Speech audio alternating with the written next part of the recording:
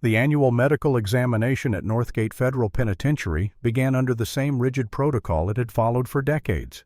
Conducted once a year, it was designed to check long-term inmates for basic health conditions, catalog weight, blood pressure, and document any physical abnormalities. Nothing more, nothing less. The female death row unit was scheduled first, escorted in silence under heavy supervision. The corridors smelled of disinfectant and rust. Steel doors slammed shut in sequence as inmates were moved one by one to the infirmary. Inmate N127 was on the priority list. Convicted of murder, sentenced to death. She had spent much of her time in isolation. Her medical file was sparse, filled only with routine blood work and brief notations from disciplinary checks. 2 correctional officers escorted her into the examination room. Standard restraints were applied: shackles at the ankles, cuffs at the wrists, chain at the waist. She moved slowly, each step punctuated by the scrape of steel against concrete. Her posture was rigid, her eyes locked on the ground. The infirmary was lit by pale fluorescent light. The air smelled faintly of antiseptic and old paperwork. The physician on duty ran through the checklist with mechanical precision: blood pressure, pulse, weight. The numbers were unremarkable, but something else was not. Her skin appeared pale, her frame gaunt, yet her abdomen showed a distinct swelling. The physician frowned. Abdominal distension. He muttered for the record. A request for further examination was noted. A portable ultrasound machine was wheeled into the room. The nurse spread cold gel across her abdomen, the probe sliding under the harsh light. The machine hummed, and the monitor flickered to life. At first, only static gray and white. Then, unmistakable form. A fetus, fully developed, limbs visible, heartbeat steady. Roughly 6 months in gestation. The physician's hand froze. He stared at the screen, then at the inmate. His voice broke the silence. Lower, unsteady. You're pregnant. 6 months. Do you hear me?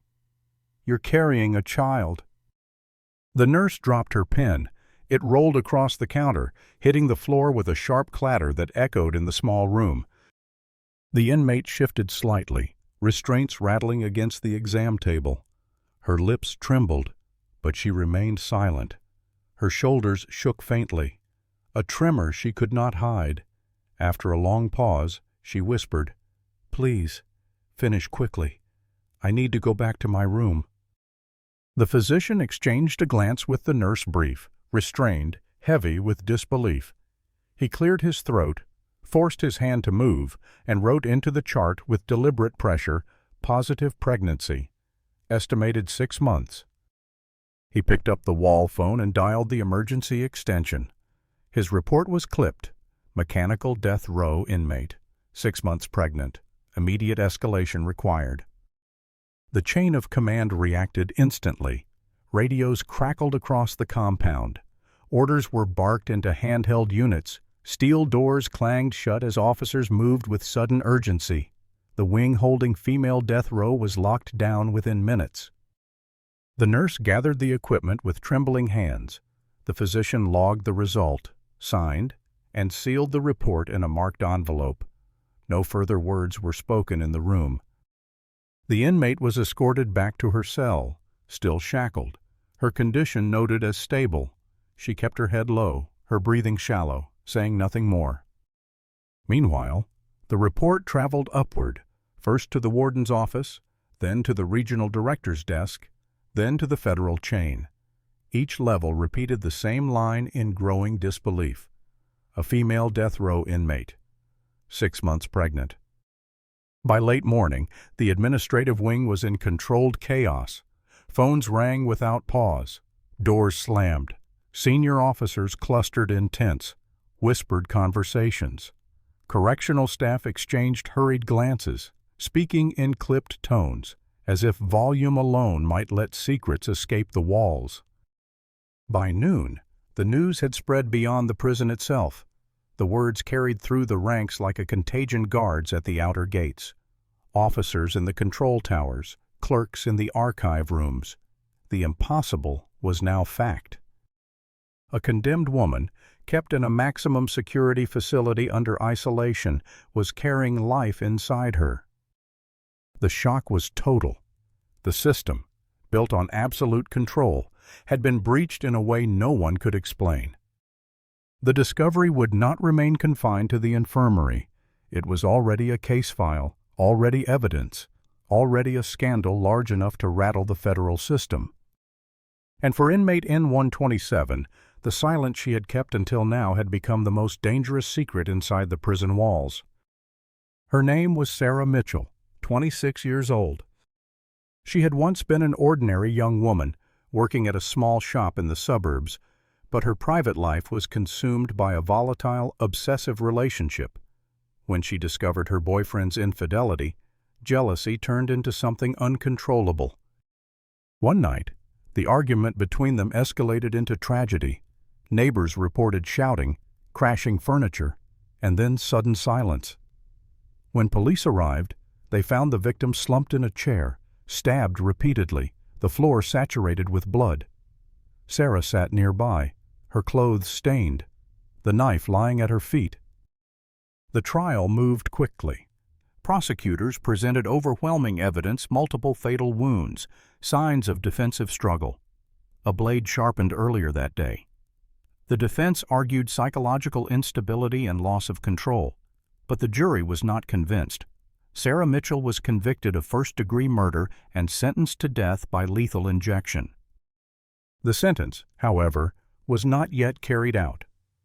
Sarah remained in the appeals process, awaiting a final ruling from the federal appellate court. She existed in a suspended state, neither free nor formally scheduled for execution, caught in the space between life and death. Inside Northgate Penitentiary, she lived quietly. Guard reports described her as withdrawn, avoiding other inmates, never causing disruption. Her medical file contained only brief notes under weight, persistent insomnia, no family visits, no letters, no contact beyond the prison walls.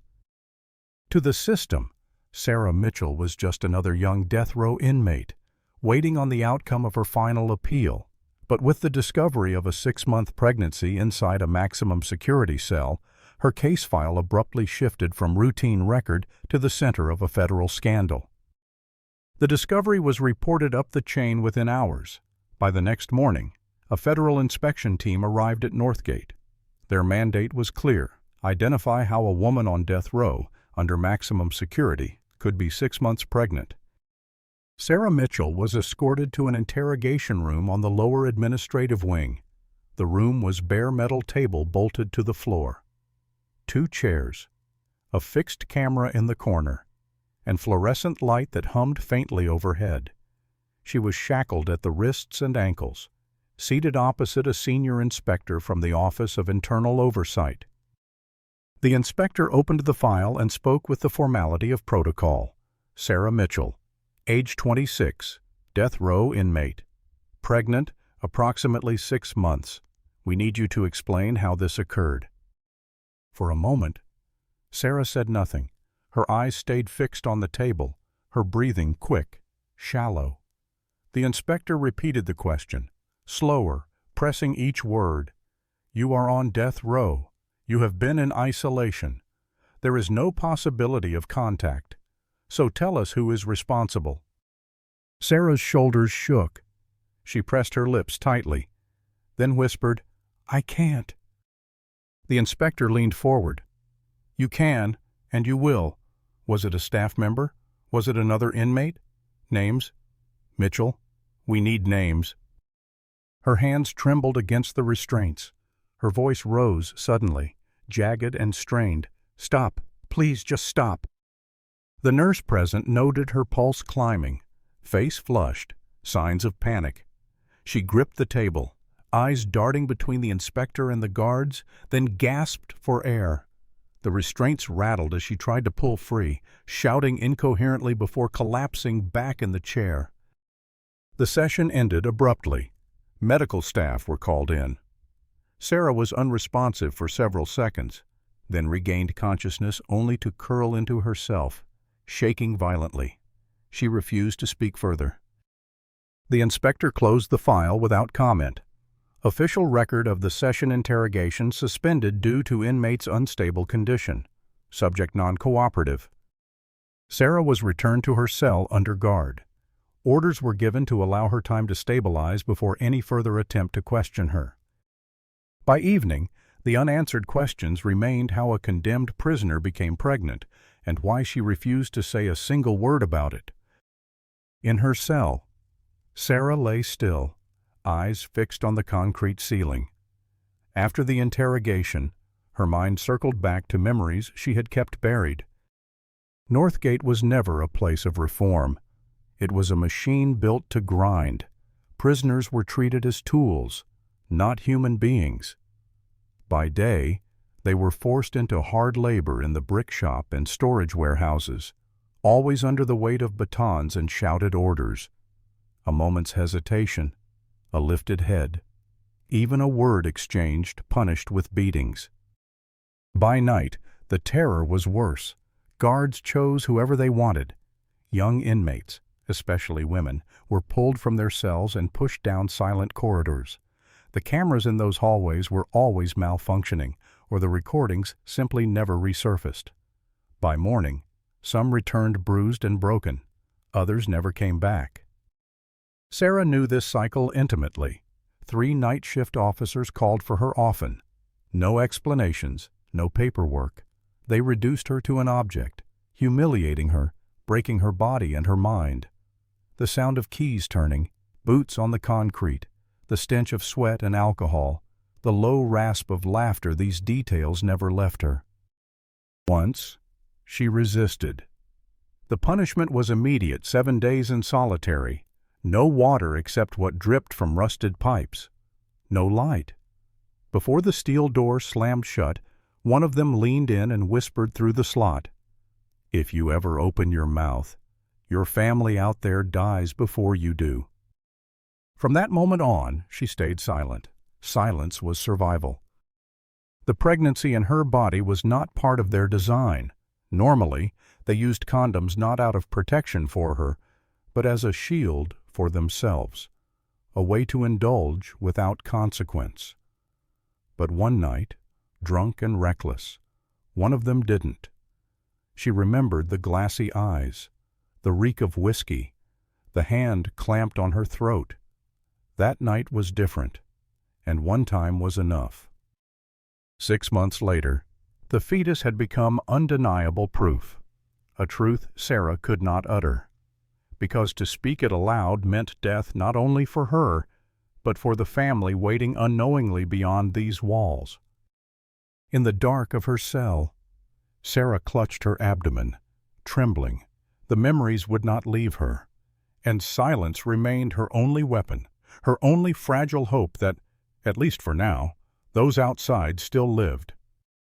Sarah Mitchell was returned to her cell after the failed interrogation. The official notes described her as stable but distressed. Guards were ordered to observe her every 30 minutes. That evening, she refused food. The nurse on duty logged her request for water only and noted her trembling hands. One correctional officer reported she repeated the same phrase twice before lights out. "Please, just let me sleep." The night passed uneasily. Inmates on the wing later recalled unusual movement in the corridor boots at irregular hours, doors opening and closing without explanation. Several cameras in the section showed static. The maintenance log had already marked them as defective. At 01:47 hours, the entry log recorded 2 guards accessing her corridor. The reason listed routine security sweep. No further details. What happened inside cell N127 was never captured on tape, but a prisoner 2 cells down reported hearing muffled noises, metal scraping, restraints rattling, then a short, choked cry. After that, silence. At 06:15, Sarah Mitchell was found lying on her bunk, motionless. Her eyes were half open. The sheet was twisted around her legs. A faint bruise, no larger than a coin, marked the side of her neck. The nurse checked for vitals. None. Time of death was recorded. The medical log at 0745 documented the cause sudden cardiac arrest, consistent with stroke. No mention was made of the mark on her neck. The warden's office issued a statement before noon. Inmate Sarah Mitchell, 26, on death row, was found deceased in her cell. Preliminary cause of death, natural, likely stroke, no evidence of foul play. Her body was transferred to the infirmary morgue, then moved under sealed order to the county coroner. Autopsy results were not disclosed. Inside the prison, whispers spread quickly. Some inmates said she had been silenced, that her pregnancy was a liability. Guards avoided questions. A few looked visibly shaken but said nothing. On paper, Sarah Mitchell's death was closed in a single-sentence stroke. In reality, it became another shadow added to Northgate's record, a place where prisoners vanished, where files were edited, and where the truth never survived past dawn. Immediately after Sarah Mitchell's death, an internal investigation was launched. The official record stated verification of unusual cause of death, in coordination with federal inspectors. The inspection team arrived at Northgate the next day. They demanded all camera data from the female death row wing. The technical department reported multiple units malfunctioning. No footage available during the time of the incident. A maintenance log was produced, bearing valid signatures from the previous week. No one in the inspection team asked further questions. The night shift log was submitted. The times of cell checks matched perfectly, with no discrepancies. 2 guards who entered the corridor at 01:47 a.m. signed their statement, citing the reason routine security sweep. The explanation matched the logs, matched the maintenance records, and was immediately accepted. The official autopsy was never released. The medical record reduced Sarah's death to a single-line sudden cardiac arrest, likely stroke. The faint bruise on her neck never appeared in the final report. Everyone present remained silent, and silence itself was treated as an order. Several inmates from the wing were called in for questioning. Recordings show the same answers repeated: "I saw nothing. I heard nothing." Later whispers suggested they had been warned beforehand if they said otherwise, they would never return to their cell again. A few younger guards were also questioned. Their statements read, "I don't remember," or "I didn't observe anything unusual." Those who showed hesitation were immediately reassigned away from the wing. The transfers happened so quickly they served as a public warning to everyone else. The investigation report was completed in less than 2 weeks. The final conclusion read, "No criminal activity detected. Cause of death consistent with stroke. No further investigation required." Federal media outlets received a short press release, just a few lines. Death row inmate Sarah Mitchell, age 26, was found deceased in her cell. Preliminary cause of death natural, consistent with stroke. No evidence of misconduct by prison staff. No journalist was allowed to ask further questions. Draft articles surfaced briefly in local papers, but disappeared from front pages within a day.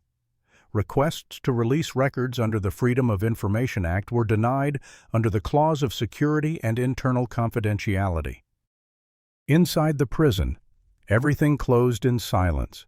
Staff referred to it as death row stroke case number 17 in the past decade, a cold number, entered into a spreadsheet alongside dozens of others.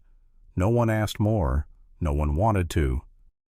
But for those inmates still alive, the truth could not be erased.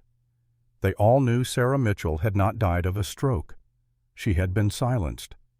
And the truth was buried beneath a red-stamped file marked Investigation Complete. On paper, Sarah Mitchell's case was closed. A death row inmate, age 26, pronounced dead of a sudden stroke. The files were sealed, the investigation marked complete, and the institution returned to its routine. Within Northgate, her name was erased as quickly as it had spread. Cell N127 was scrubbed, reassigned, her belongings cataloged and stored in a box marked Personal Effects, Unclaimed, Guards spoke of her only in passing, referring to her as the stroke case. The scandal that should have ignited a federal storm never surfaced. Media outlets carried a single press release, then moved on. Requests for information were denied. The public, with no details, forgot quickly. Inside the prison, the silence was heavier. Inmates whispered her story in fragments: that she was pregnant, that she tried to speak, that she died before she could. None dared repeat it beyond the walls. Guards who knew more looked away when asked. The system that had created the conditions of her death had also perfected the method of burying it. For Northgate, the matter was resolved. For Sarah Mitchell, the resolution was erasure. The final line of her case file reads simply, "Cause of death, stroke." But behind that line rests the truth: a young woman condemned to die, violated within the walls of a prison, silenced before she could name her abusers. The message is not written in the official record.